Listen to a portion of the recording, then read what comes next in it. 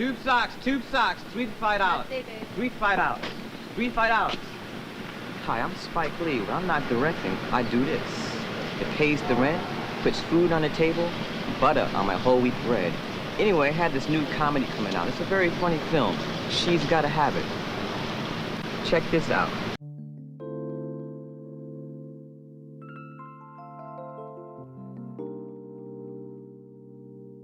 Spike Lee has never shied away from the spotlight. This is something you cannot do. Let me repeat myself. Throughout his entire filmmaking life, spanning over 40 years, Lee has always put himself and his personality front and center in the narrative surrounding his career. Whether that be through recurring roles in his films, his sideline antics at Knicks games, or his well-documented political opinions, Spike Lee has always been confident in his own skin. Nowhere is this mentality more clear than in his debut feature film, She's Gotta Have It. This low-budget black and white film tells the story of Nola Darling, a young black woman in Brooklyn exploring love and race during the 1980s.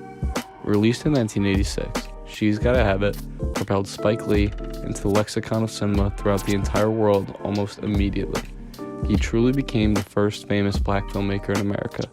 He set the template of a superstar director where the movie is sold on his name alone, that would go on to be followed by the next generation of filmmakers.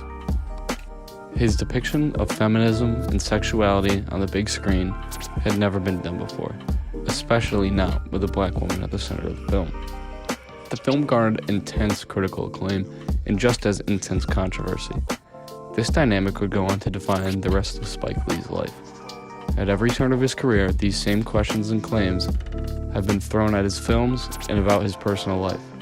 Whether it's the racial themes and conflicts of Do the Right Thing, the radical politics of Malcolm X, the exploration of minstrels in Bamboozled, and even most recently, the main character of Da 5 Bloods, wearing a Make America Great Again hat.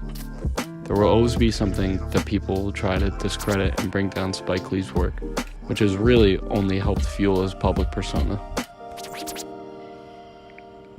I think the most interesting controversy that Spike Lee has ever ran into is the one from his very first film. Immediately following the release and during the subsequent 35 years, She's Gotta Have It has brought up many questions regarding the depiction of the film's main character, Nola Darling.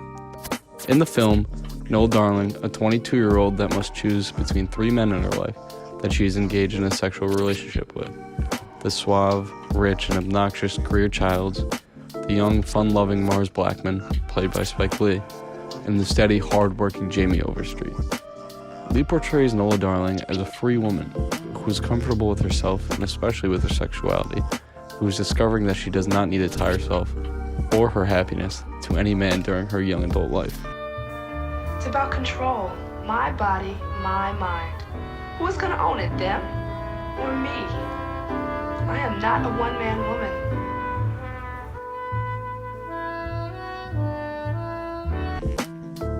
Many people at the time questioned whether or not Spike was the right person to be bringing a woman's story to the big screen, and whether or not he was capable of completely understanding the complexities of a young woman's relationship to sex.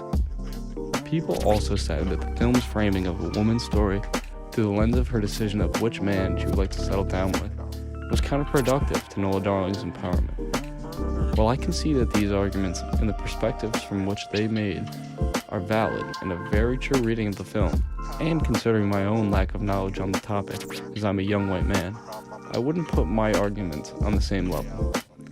But I see what Spike Lee did with this film as an opportunity to highlight a type of person's story on film that had never been done before. This character and her story had never been close to being depicted in mainstream cinema before. I believe that even though he may not have been perfect in his execution, it's incredibly valuable that Spike Lee propelled this type of storytelling into the world.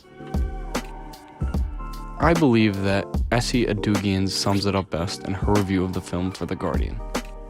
Perhaps the most daring aspect of She's Gotta Have It was not its portrayal of sexuality, but simply its willingness to view black people just as people.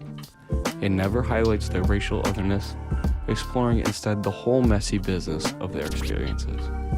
Lee's approach to his characters still seemed electrifying and gorgeous and heartbreaking.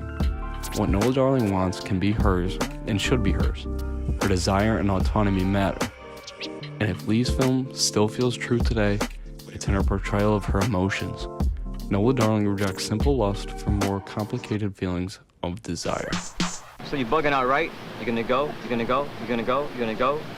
If you don't, I'll still be here on this corner. Tube socks, 3 fight hours, 3 fight hours. Tube socks, 3 fight hours. Fight out, fight out, fight out.